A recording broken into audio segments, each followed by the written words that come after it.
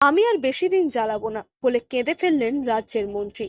বিকল্প চাষ হিসেবে মশলা, ভেষজ ও সুগন্ধি ফসলের উৎপাদন এলাকায় বাড়াতে দুদিনব্যাপী রাজ্যস্তরীয় প্রশিক্ষণ কেন্দ্রে এসে রীতিমতো আবেগতাড়িত হয়ে কেঁদে ফেললেন রাজ্যের পঞ্চায়েত ও গ্রামোন্নয়ন দপ্তরের মন্ত্রী প্রদীপ মজুমদার।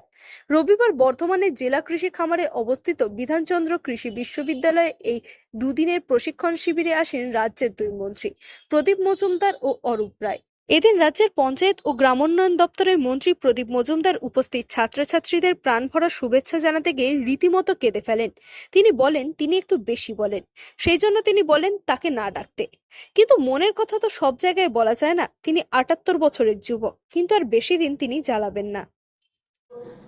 কৃষককে দেন ভর্তুকি, আর শিল্পপতিদের কি দেন? যারা হাজার হাজার কোটি নিয়ে দেশের বাইরে পালিয়ে যায় আপনাদের সহায়তায়, তাদের দেন ইনসেন্টিভ। বাহ, কৃষকের বেলায় আপনি দয়া দাক্ষিণ্য, আর শিল্পপতিদের দেন ইনসেন্টিভ, উৎসাহ। তো এই হচ্ছে আমাদের বেসিক মানসিকতা। আমি হয়তো নিজেদেরই ক্রিটিসাইজ করছি, কিন্তু আপনারা তো কৃষকের স্বার্থে কাজ করেন।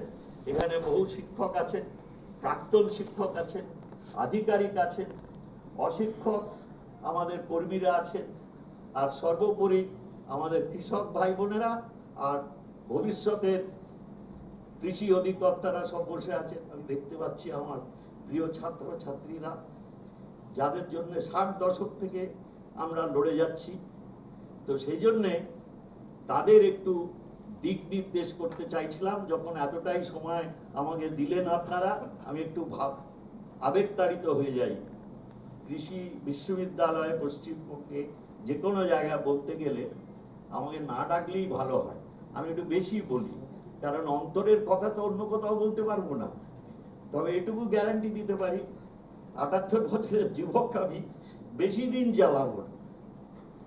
কিন্তু একটাই কথা বলে যাব, যে সব সময় মনে রাখতে হবে, আমরা যাই শিখি যাই বলি, শেষ প্রান্তে যে কৃষক ভাই আপনার কথায়, আপনার পরামর্শে যে জিনিসটা উৎপাদন করছেন তার যেন যোগ্য মূল্য সে পায়।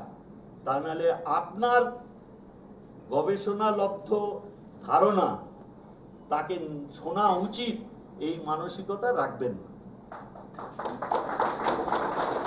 এই বলে এই আলোচনা সভা অত্যন্ত সফল হোক। যারা উদ্যোগ নিয়েছেন, যারা উৎসাহিত করতে আজকে এখানে উপস্থিত আছেন, আমাদের প্রশাসনের, আমাদের অতিরিক্ত জেলা শাসক শ্রী প্রসেনজিৎ দাস মহাশয় আছেন, আমাদের অনেক ডাইরেক্টর আছেন, আমাদের জয়েন্ট ডিরেক্টর এগ্রিকালচারের আছেন, 2 ডেপুটি ডিরেক্টর এগ্রিকালচার অমর বাবু আর আমাদের সজল বাবু আছেন, আরও সব আধিকারিকরা আছেন, বিশ্ববিদ্যালয়ের শিক্ষকরা আছেন, আমাদের ডাইরেক্টর রিসার্চ আছেন, সর্বোপরি ভাইস চ্যান্সেলর আছেন। আমি সকলের নাম নিতে পারলাম না, কিন্তু সকলকে আমার আন্তরিক শ্রদ্ধা এবং অভিনন্দন জানাই। আর ছাত্রছাত্রীদের আমার প্রাণ ভরা শুভেচ্ছা।